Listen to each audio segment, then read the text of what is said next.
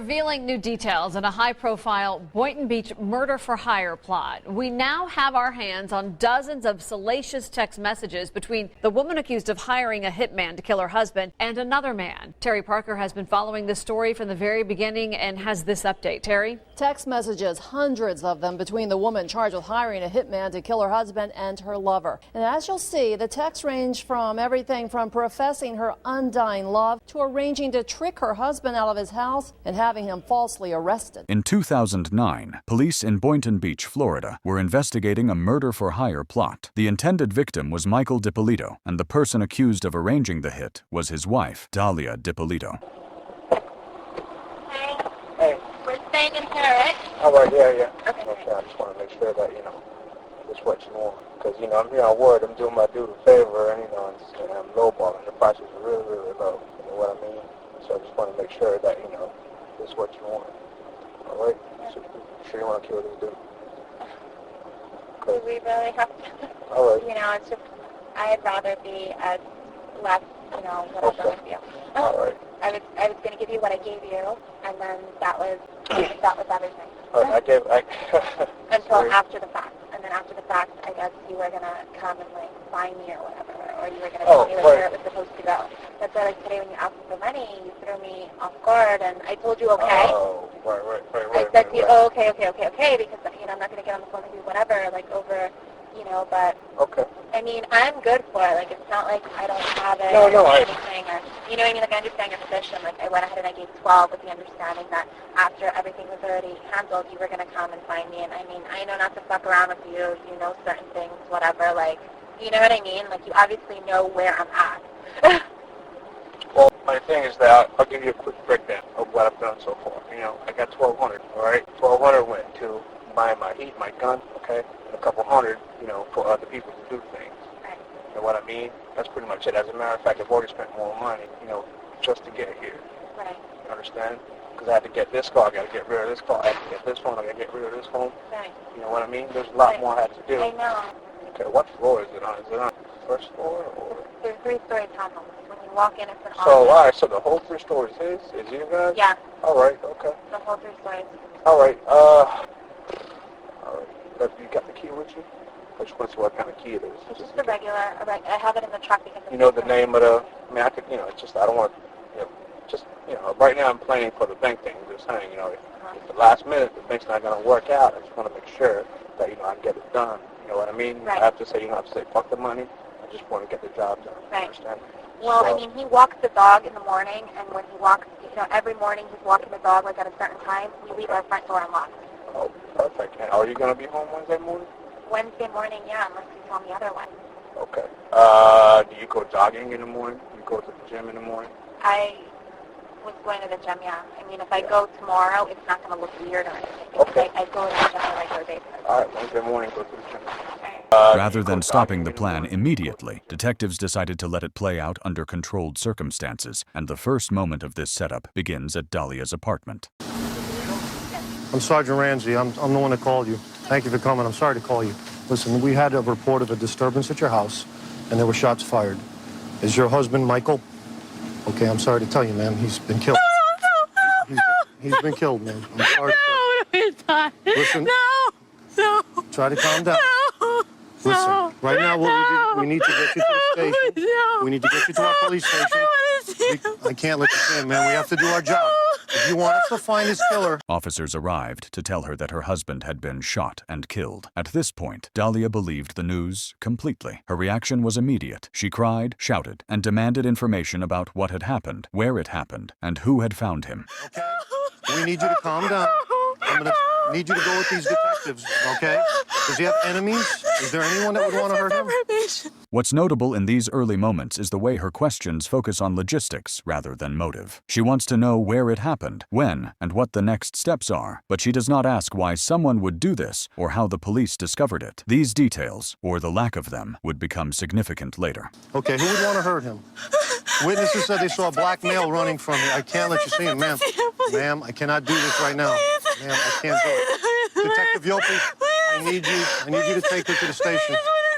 I can't. Ma'am, go with these detectives. If you want to help your husband, okay? If you want to help your husband, you need to go to the station with these gentlemen. and tell us everything you know about who he knows, who he's connected to. Don't worry, we've already taken care of your dogs with animal control for right now. Everything's under control. And we'll take care of everything else, okay? Thank you, guys. Dalia and Michael had been married less than a year, and their marriage had already deteriorated. They had arguments over money, accusations of infidelity, and disputes over the direction of their relationship. Police were aware of these tensions before this visit, and they had already been monitoring communications that indicated Dalia had sought to arrange a murder. The person she contacted to carry out the plan was actually an undercover officer, and every interaction was recorded. At this stage, police were more interested in her reaction than in her explanation, letting the situation unfold naturally while documenting her behavior. After the initial notification, officers asked Dalia to come to the station. She agreed voluntarily. She was not handcuffed, she was not under arrest, and from her perspective, the situation was over. This sets the stage for the next phase of the investigation, the controlled interview, where everything she says and does is observed closely. Up to this point, Dalia has appeared shocked, emotional, and overwhelmed. She seems like a grieving spouse, but the real story lies in what happens once she believes the outcome is already decided.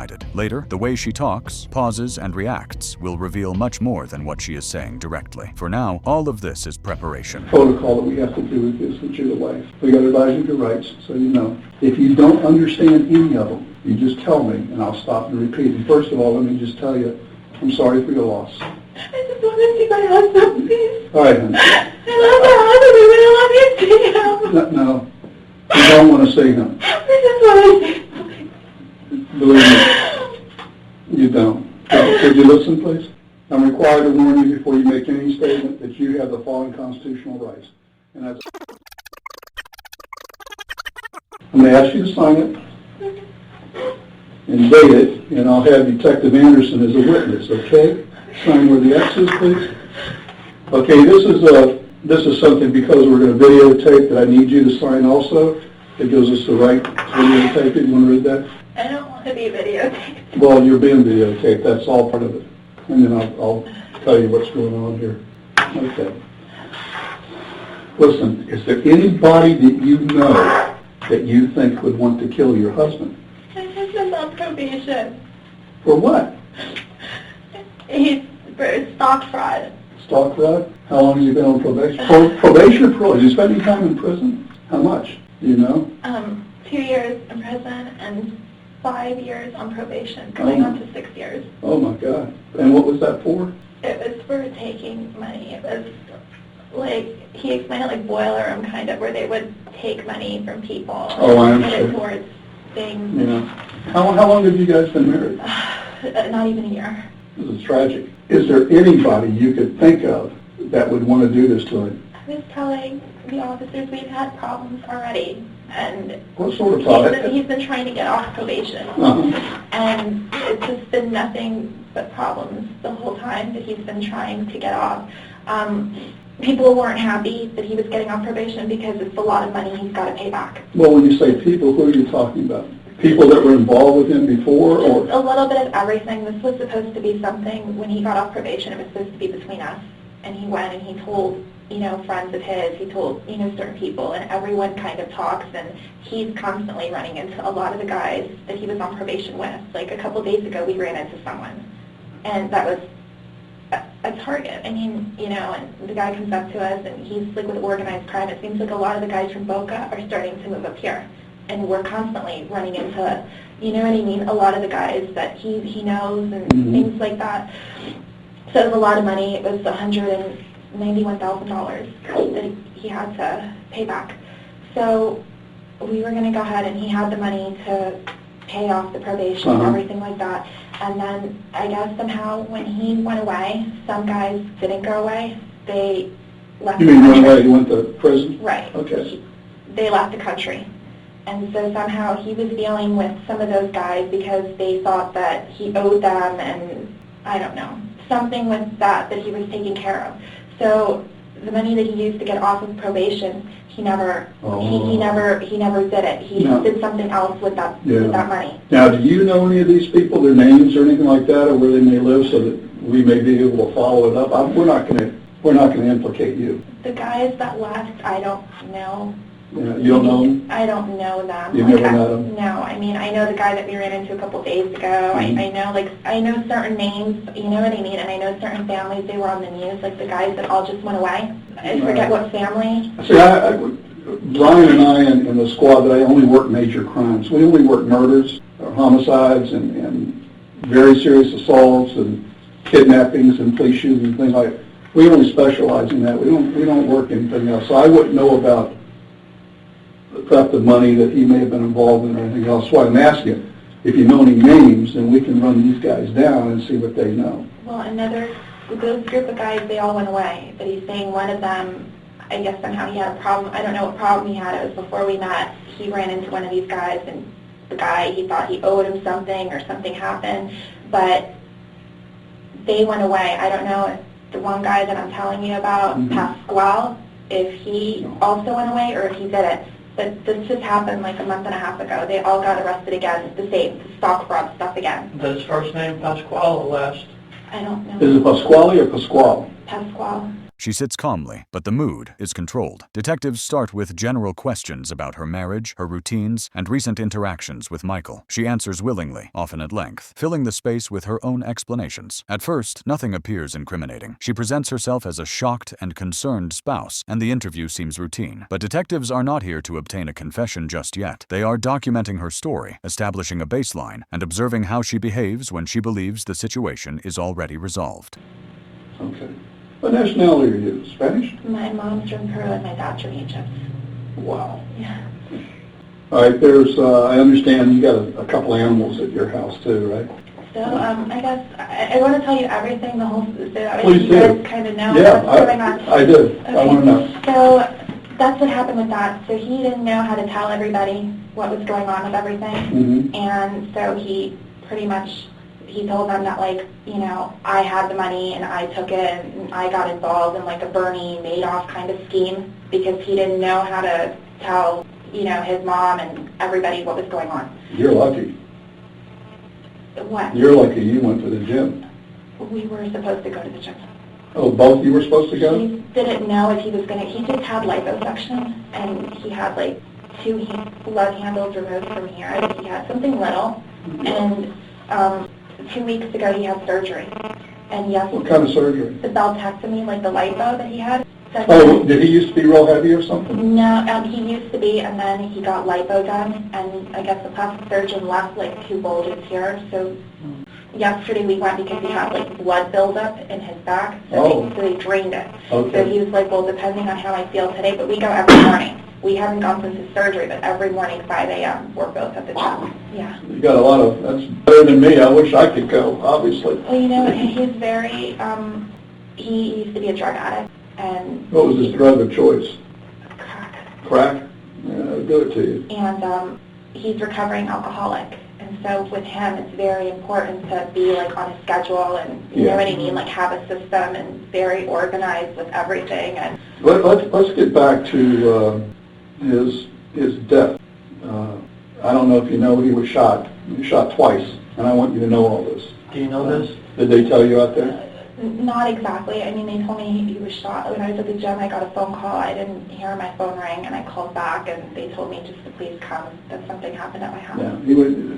Evidently, your husband answered the door, and they took him back upstairs, and in your We bedroom. have cameras, though. Why would he answer the door? I don't Because he know. doesn't answer for anybody he doesn't know. I have and no- I mean, the only person, like his probation officer, is like the only. You know what I I mean? have no idea. He would not answer the door. We have cameras, like at our house. Maybe he knows this person. I didn't know you We had have- cameras we have- because when we got there, some of your neighbors heard the commotion. We have cameras. The front door has camera, Oh, and that's the back great. door has camera. Then- But they don't record. And they don't record. Nobody knows, but they don't. We told everybody they record, but they don't record. Oh, God. Because he didn't want them to make a hole in the garage for the recorder to be there because of his car. Well, when we got there, your door was wide open. When the officers got there, your door was wide open. They went in and looked. They said there was 2 dogs in the house in a crate or a cage or something like that.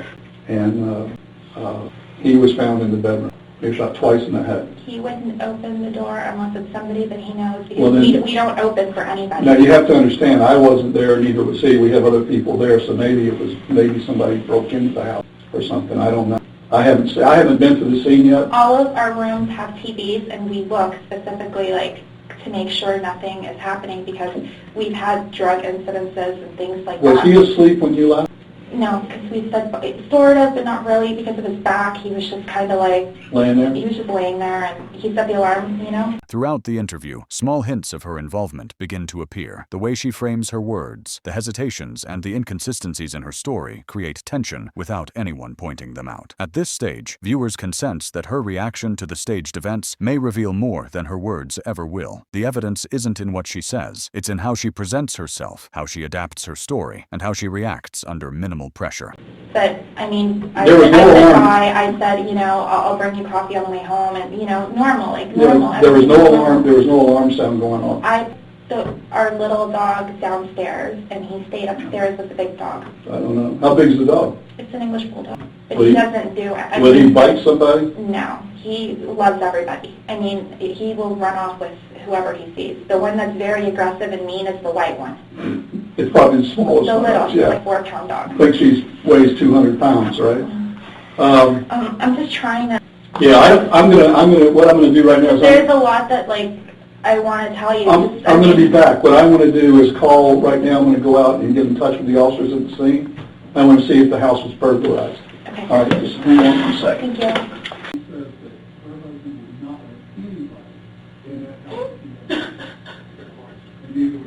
Okay? Thanks, man. I appreciate it.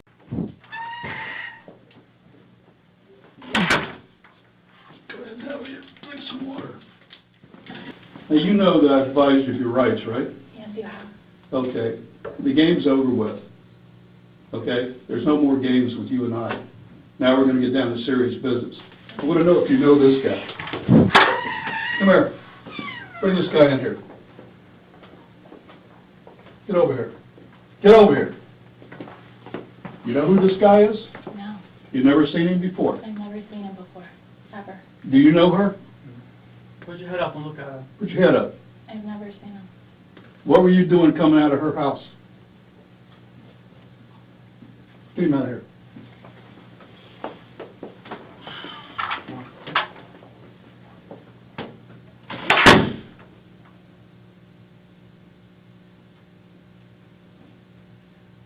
You're going to jail today for solicitation of murder. You're under arrest. That's an undercover police officer. We filmed everything that you did, recorded everything that you did.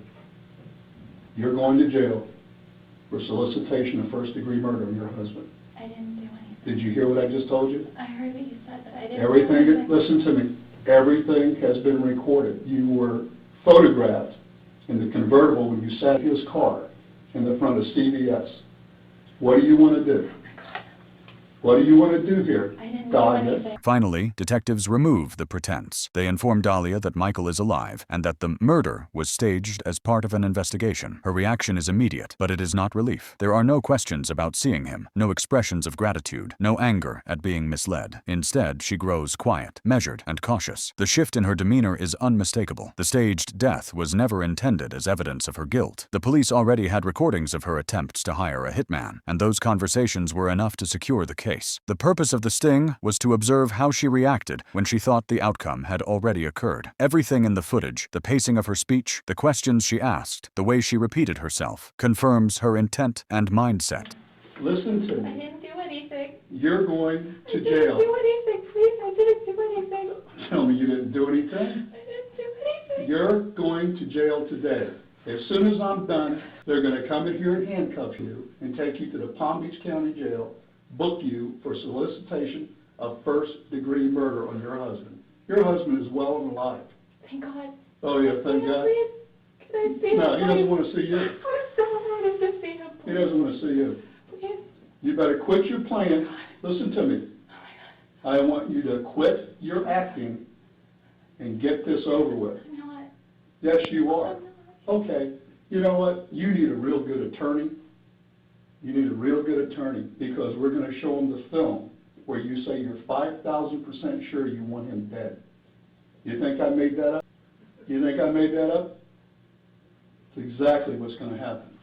I'm talking with you. When I leave this room, no other officer will ever talk to you again. Next time we see you is when you're in trial. Now, you can make it right here, or you're going to trial, and you're going to do life in prison. You want to cooperate with us, whatever you want to do. It's over and done once I walk out. I'm not coming back in to talk to you. And no one else is either.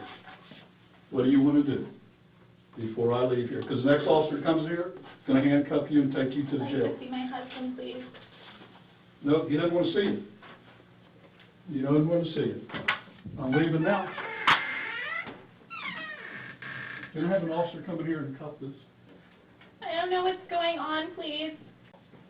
We'll go ahead and arrest her for solicitation first degree murder. What's happening, please? Can you folks stand up? Stand up, please.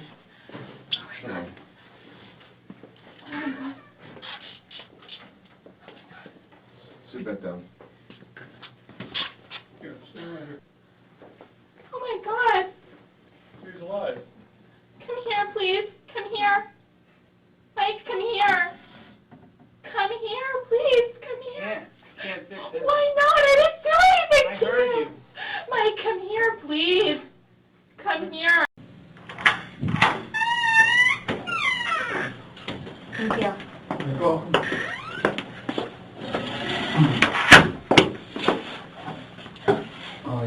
Mind if I call you Dalia? Yeah, please. Okay. All right. Do you understand what happened today? What's going on here? A little. Okay. Now, slowly, I'm understanding a little bit better. What's your understanding? I was told one thing, and now it's like slowly, like all these things are. I don't really know what happened. Do you know that you are arrested today? You're being arrested. That part I understood. Okay. Do you know what for? Not really, no. You don't know the charge? No, nobody said anything. Okay, go ahead and tell her the charge, Alex. Okay. You're being arrested for soliciting to commit murder. Okay, which that means is you attempted to hire someone to kill somebody else, meaning your husband. Okay? Do you have anything to say about it? I want to talk to my husband. Okay, well, you can't talk to your husband. He's not here right now. You let him go home. He's taking care of the house and the dogs. Obviously, your husband's alive. You saw him, right? I saw him. I'd like to talk to him. Okay, and did you see that black officer that was I saw in handcuffs? Well, he's an officer. Okay, so does it get any clearer than that? I mean, What are you thinking? that I'd like to make a phone call. I just Well, feel lost. I mean, okay, who do you want to call? I'd like to call my mom. We'll let you call your mom after this is done. I mean, I'm not, it just, everyone keeps coming and I'm signing all these things and going over all these things and I don't really know what they're for. I'm just signing it because everyone's saying, well, if you sign this, I'll help you, or will this, or will that, I and don't know about that, but the only thing we're concerned about is a rights card, and we went over it the twice, news so... guy came, and I guess that may have been for the release of the tape earlier. I don't know because he never came. You got to understand this, okay? Dalia, listen to me for a second, He didn't okay? do anything. Listen to me for a second, okay? This is not our first day, okay? It's definitely not our second day, all right? This is an ongoing investigation, all right? Not only do we have your videotape, we have every conversation that you've had leading to this point, all right? So for you to sit here and deny that you haven't done anything, it's not going to help, all right? Because we know the whole story from the beginning to the end to this point that we're right here right now, all right? Every little thing that you've done since this started, we've been involved in it. Do you understand that? I understand what you guys are saying. Okay. And I'm not trying to Well, I'm just undermine you or no, anything and like I'm that. not, I'm making. I mean, I'm just telling you the truth. That's the truth. I just want all to go right? home. Well, unfortunately, you're not going home. Okay, you're looking at some serious charges here. Do you understand that you made the attempt to hire somebody to kill your husband? That's how serious this is. You sound like a fool right now denying this, because, like my partner just said, everything's on tape, video and audio. I just want to go home. I know, but you're not going home, you see? You're being arrested, so you're not going home. So what do I have to do to go home? I'd like to go home. I know, but you can't. It's impossible. You're going to the Palm Beach County Jail after this. You can't go home. You're being arrested. This is not a game. In your mind, it might be a little game, but this is very, very serious.